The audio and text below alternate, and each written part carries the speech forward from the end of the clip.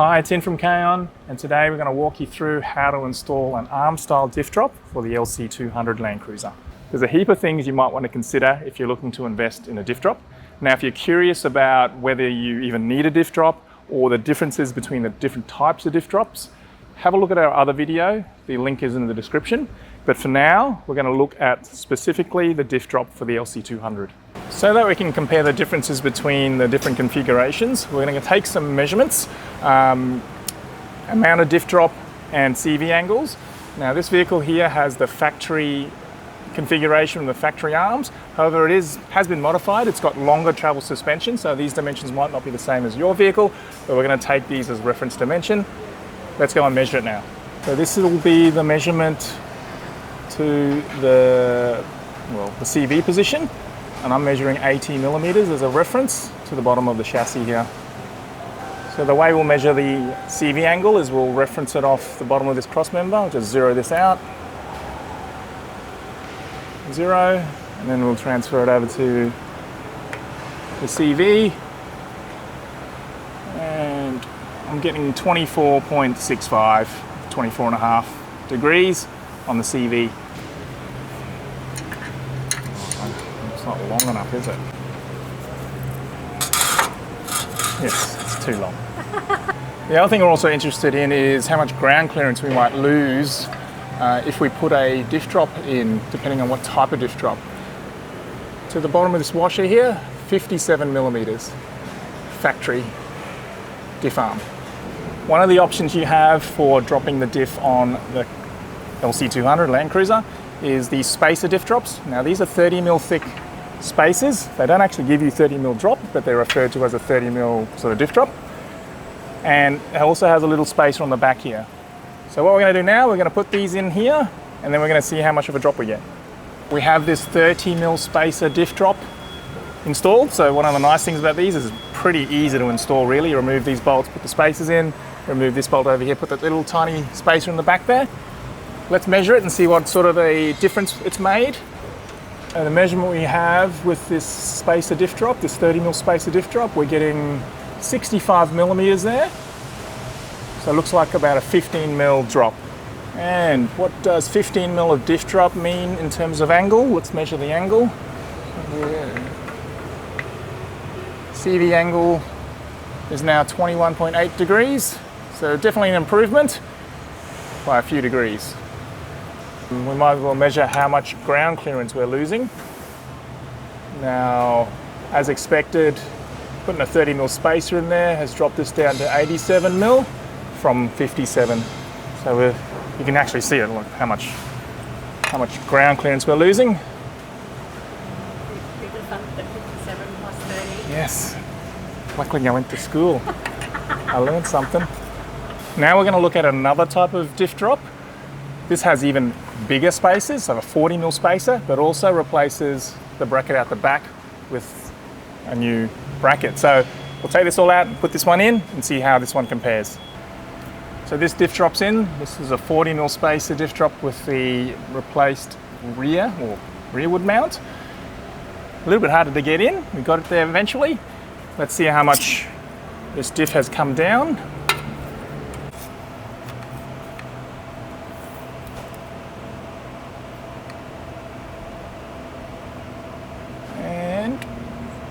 Definitely has come down. We have got 57 millimeters. We started out at 80, so it's 23 mil. Now the measurement we want is how much clearance we've lost. And look at this sucker, far out. And the maths should be pretty easy. That's a 40 mil spacer, so we should expect 97, and we have 97. So this is where it was. This is how much clearance we've lost. And if you can see it there, those little rubbers in there don't look super happy too, sort of being twisted like that. You wouldn't want to twist them much more. You know, there's a little gap in here. See, look, the rubbers are sort of separated at the front. That should be, ideally, that should be touching that. Because that means that the front of that arm's not really supported anymore, is it? No, I reckon there's a gap on the back. Not too, yeah, there is. Making sure we're still reading 0 on there. And what do we have? There you go, 20 degrees. So we actually haven't finished installing this spacer diff drop because we actually have to space down the bash plates. So you have these 40mm spacers here, as well as little spacers everywhere else. And it is a bit of a pain because you have to hold your bash plate in place and put these spacers and put the bolts up so that you can get your bash plate to clear the diff drop. Now that we have some reference dimensions for the other style of diff drop that you might be considering, let's go and install our Arm-Style Diff Drop. Okay, before we get started, a few tips or tricks to install this diff. Now, we've got this up on a hoist with the wheels off so you can see what's going on. But if you're doing this at home, potentially get it up on maybe a couple of jack stands to give you a bit more clearance, or you can even drive this vehicle up on some ramps.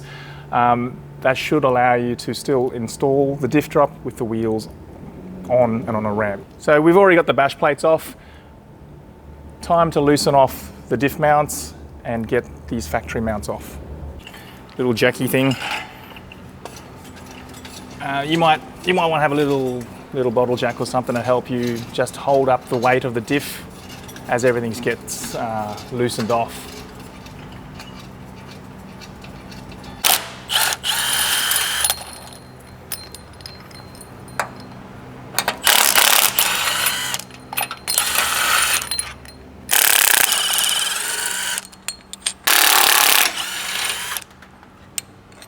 Okay, we've got this back mount off here, and this one's actually quite rusted out. So if yours looks a bit like this, we'd probably suggest you buy a replacement set just to sort of freshen it up a bit, but that's a bit rusty. We can push this up and get this out.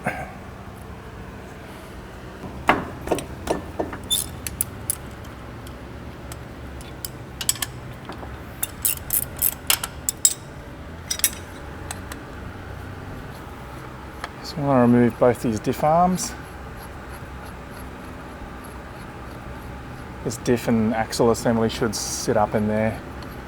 It'll be a bit floppy, but it's okay. We want to retain these bolts for later as well. I'll go through that later when we put everything back up. Cramping up. Almost there. How long's this bolt? My hand's gonna fall off. My thumb's off. Okay, I got it. Oh my gosh.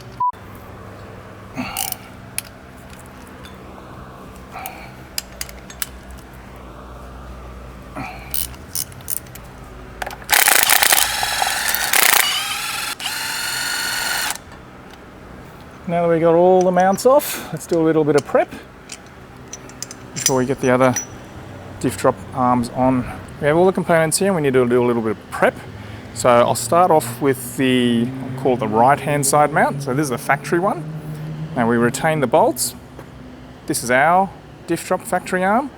With that one there, we need to install the bushes. Now to do this, put a little bit of grease on it just to help get these bushes seated in place. Just get a little bit more in there.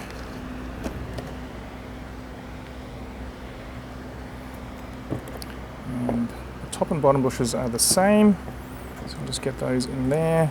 And then we've also got this little bush that goes in between the middle. Now, it goes from the top like that. Now to complete this, we reuse the factory washer that goes on the bottom of the diff mount, and that goes like that. We've got our two bolts. So that's the right hand mount. Let's have a look at the center mount. Factory center mount, this is the diff drop center mount. Like I showed you before, this one's a little bit rusty. So we actually need to reuse these mounts, and because these ones are so deteriorated, what we've done, we've purchased some new ones. This one's not even going to come out, but we want to push those bushes out because we're going to reuse those. So these are a couple we purchased from Toyota genuine parts. So we're going to get rid of these rusty, crusty things and prep these. Now, depending on the condition of your factory mounts, you might not need to buy new mounts. So if they're in good condition, you can reuse those. Okay, we're going to install these rubber bushes, these original equipment rubber bushes. And to make it a little bit easier, I'm just going to put a bit of grease around this spigot here. Now the grease is just to help for install, it's not for sort of long-term functionality. This rubber here can be a bit sticky and grippy when you try and install stuff. We'll put some on the inside too, because these plates or these spigots, they need to go inside these rubber bushes.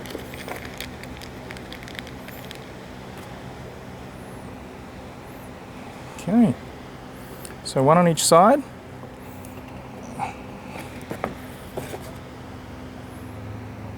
Sitting there nicely. And then these sandwich the rubber bushes. So that's the mount ready. We'll reuse this bolt, but we'll have some replacement bolts for the other two. Now moving on to the left-hand side mount. This one here, we reuse these bolts, and that is the replacement right-hand mount. Sorry. It'll sit there nicely. And just like the right-hand mount, we need to install these urethane bushes and the spigot. So I'll do it like this.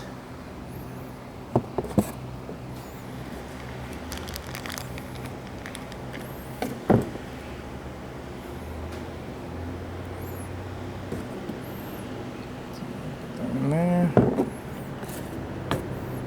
in there, and this spigot goes in from the top. I'll just put some.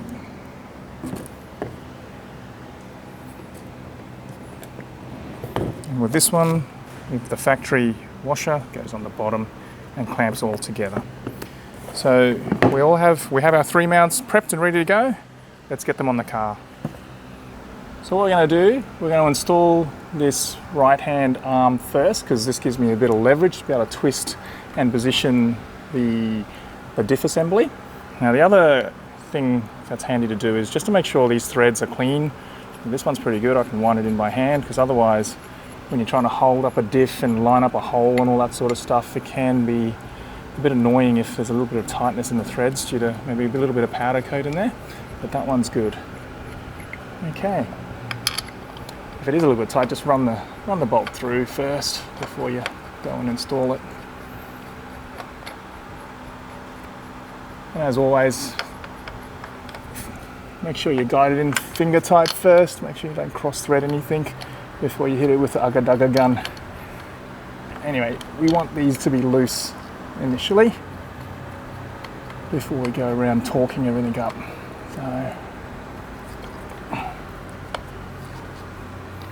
So as you can see now, I can sort of twist and position that diff. Now the next thing I'm going to do is I want to install the rearward mount. I'll just get this snugged up, give it a little bit of wiggle room, and then we'll go and get that rear mount up. And the first thing I'll do is I'll attach it to the actual diff. Let's go grab it. So this is the hole or the bolt that I want to get in first, and you might need to sort of position the diff to get this in place and everything lined up, but make sure you line this one up properly, because you don't want to cross thread this aluminium threaded hole. Now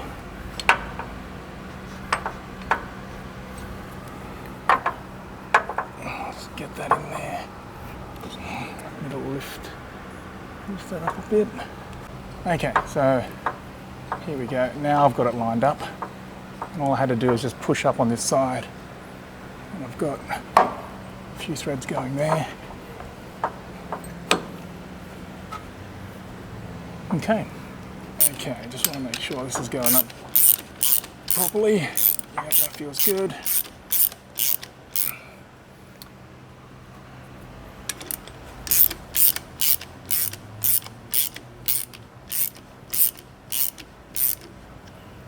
Okay.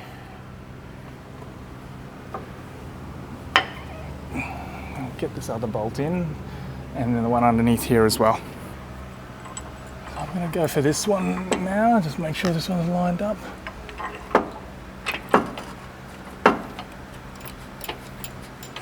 Got it. So we'll get this bolt up there as well. And get it almost home, and then we'll get this last mount on before we get all the bolts in and then snug everything up. I think I can get rid of this now. Get these 3 bolts in. Or you start the thread properly before you put any power tools onto those.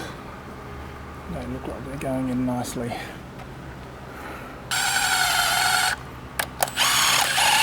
Don't want to tighten these all up just yet. Okay.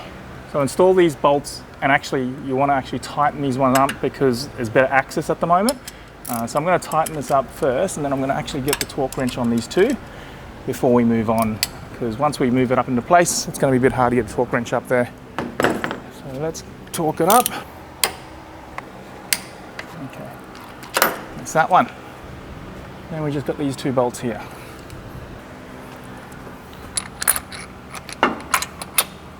So we got the factory washer underneath.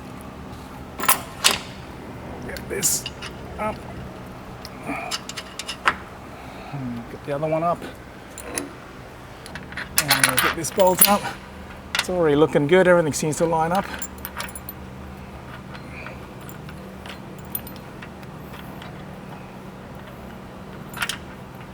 This one's a bit fiddly, not much clearance up there.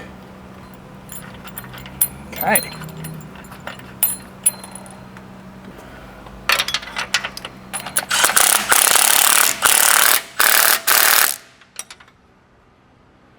I'm just going to go around and make sure everything's nipped up, no gaps, and then we'll just check the position of everything before we go around and torque everything up.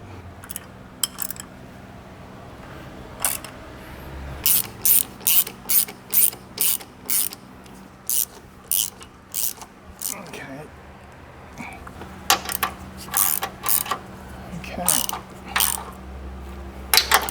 Got that all nipped up now. And we're just going to go around and check that everything looks in order. That looks good, that looks great. No gaps, nothing funny going on. Now that the diff drop's in, because the position of that diff is now lower, in a different position, the area in which the CV and the CV boot operate has changed. So under full compression, the clearance to the lower control arm is not sufficient clearance. So we want to make sure that we don't cause any damage to the CVs or the CV boots. So what we're going to do, we're going to install some extended bump stops to prevent that upward travel. Now to do that, I just uninstall the factory bump stops. This one here, they just wind out. There's 2 of them, one on the front and one on the back. So there's one on the front, and install the longer bump stop. Now having slightly reduced upward travel is not usually an issue, because if you're going bigger tyres and so forth, you're going to have issues with clearance into the wheel guards anyway. So go ahead and do that to all 4 bump stops. And then what we'll do, we'll go around and torque everything up.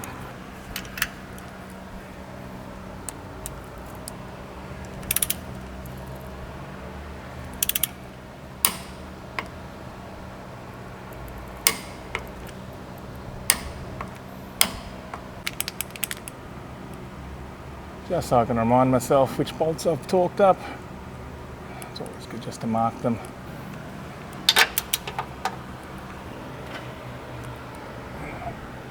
Just torquing up this rear mount. These are all M14 as well.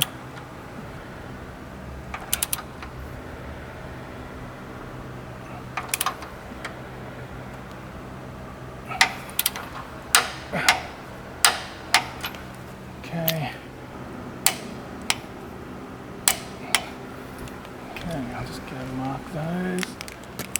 That one's good. That one's good.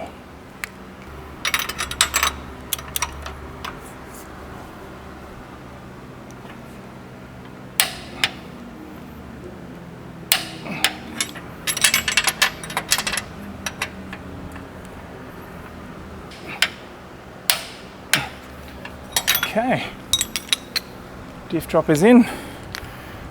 Let's see how much of a drop we got. So I've got 50 mil there.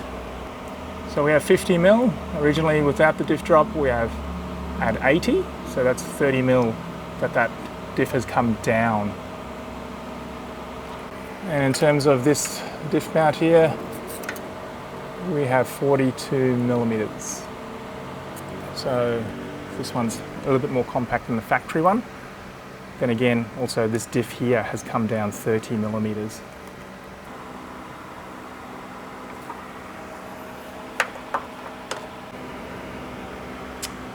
$18.7 degrees on the CV.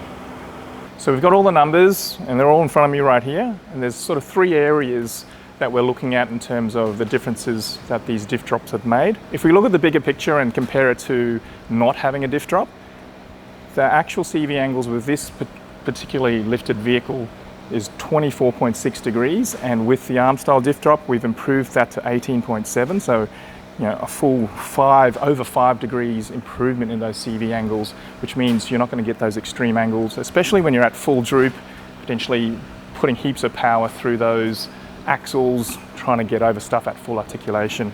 And we've been able to achieve that by dropping the diff by 30 millimeters and maintaining clearance around that diff area, even though we've dropped that diff by 30 millimeters. So the other thing we've considered with this diff drop setup is bash plates that specifically work with this diff drop and maximize your clearances. And that's been a bit of a challenge in the past because you'd had to space down your bash plates and so forth and you lose your clearance, whereas this offering with the diff drop and our bash plates maximizes that clearance. So there you go, that's how you install the Arm-Style Diff Drops. If you'd like some more information about our diff drop range, check out our other videos or visit our website kaon.com.au. Bit of a diff advantage. How many in my hand? But for now, let's get this installed. 200 series. I remember. It doesn't count if you burst it at the end. And yes, you will lose some clearance at the diff because that's just the way it works. Now, because unless you've got portal axles. Okay, let's go again. Did you know that if you put a diff drop in your diff is going to be dropped? Bugger, I didn't know that.